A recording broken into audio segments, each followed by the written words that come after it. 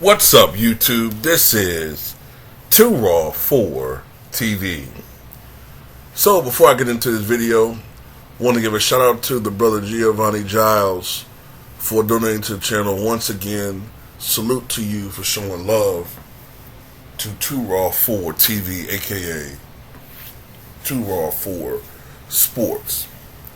So, in this particular video, I want to further expose why either Joakim Noah should get a lot more praise from the media for his efforts in stepping up in the absence of D. Rose back in 2013-14.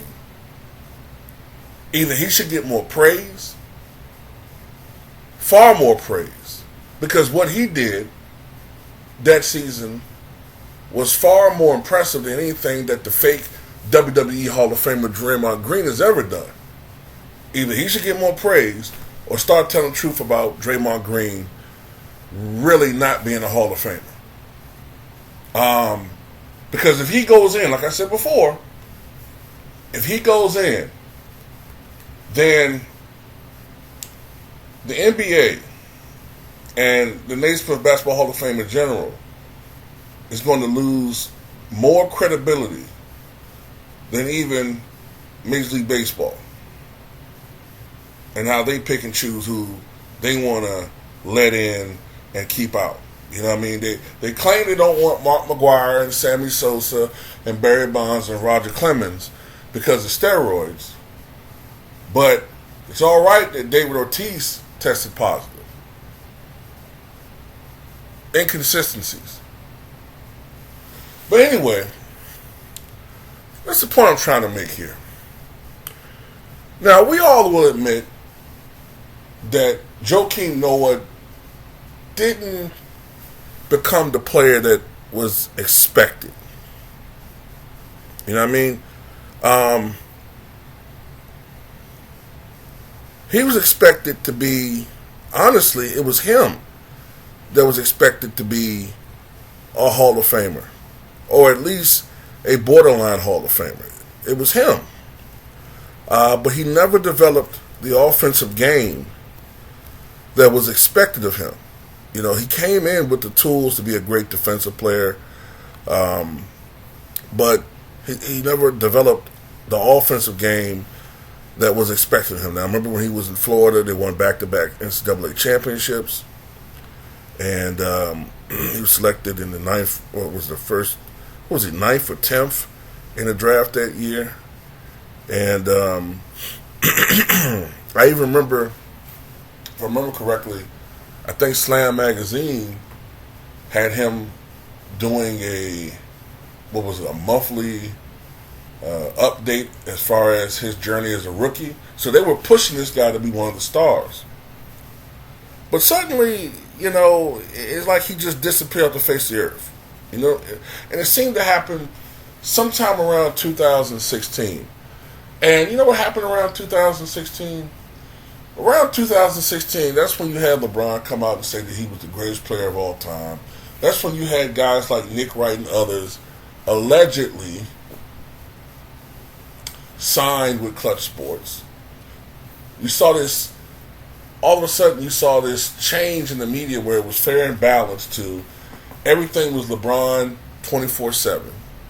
And it's interesting that a guy like Joakim Noah, who had this feud, remember, he didn't like LeBron, and let it be known, suddenly he just disappears.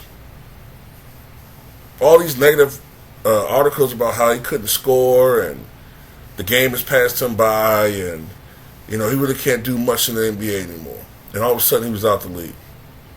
So, explain this to me. Why is it that in 2013-14, Joakim Noah was able to average 12.6 points, 11.3 rebounds, 5.4 assists, 1.2 steals, 1.5 blocks, be top 5 in MVP voting? Matter of fact, he was 4th in MVP voting. You remember that? He was 4th in MVP voting. led the NBA in defensive win shares, won Defensive Player of the Year, and led the Chicago Bulls to a 48-34 record. 48-34 record, which was surprising considering that D. Rose was injured for all but 10 games of that year because of the ACL tear that he had suffered in the 2012 playoffs against the Pacers. So he did this without D. Rose for the most part. And D. Rose, when he did play, only averaged 15.9 points on 35% shooting. So he clearly wasn't the Rookie of the Year player that he had been a couple years before that.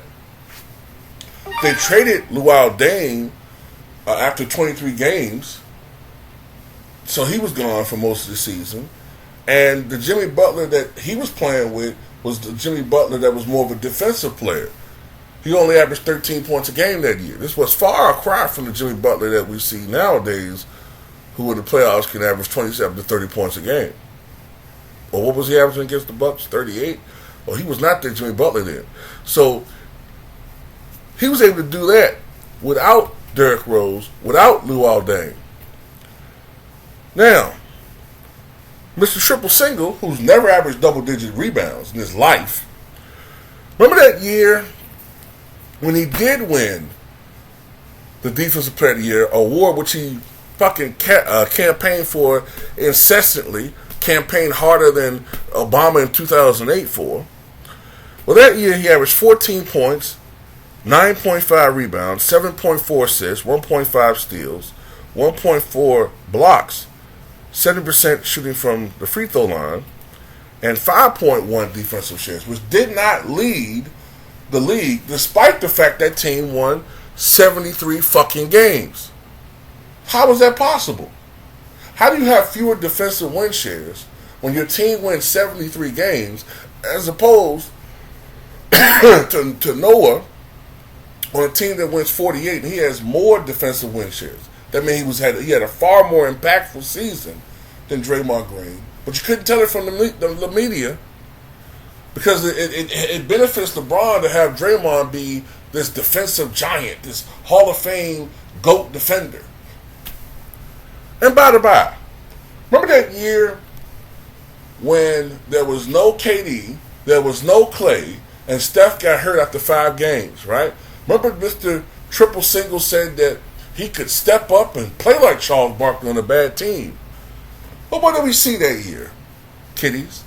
What did we see that year? What did we see that year? That was the year in which we saw Draymond Green fake injuries to get out of blowouts. They were losing by 30 points after the first quarter, 50 points in some of them games, 45 points, 30 points at halftime. They looked nothing like the defensive juggernaut team that was there, or even that great team. Now look, I wasn't expecting them to be like that without those guys, but surely a Hall of Famer like Draymond Green could at least get them 35, 40 victories, right? At least. They won 15 games that year. 15. But surely, at the very least, Draymond numbers boosted up. I mean, he at least averaged, 17 and 11, right? 8 points, 6.2 rebounds, 6.2 assists, 38.9% shooting from the floor, 27.9% from three-point range. And he only appeared in 43 games because he didn't want the responsibility of leading that team. He didn't want the criticism, so he faked an injury and shut it down after 43 games. A fucking disgrace. He'll never be a Hall of Famer in my book. Never. I don't care what they might enshrine him in or vote him in. I'm not going to acknowledge it on my channel if I'm still here. Never know. But I'm never going to acknowledge that shit. Or if I do, I'm just going to tell you how big of a travesty it is. I'm going to create my own goddamn Hall of Fame. Because there's players that should be in the Hall of Fame well before that clown. But anyway, that's all I had to say about it. Tell me what you guys think.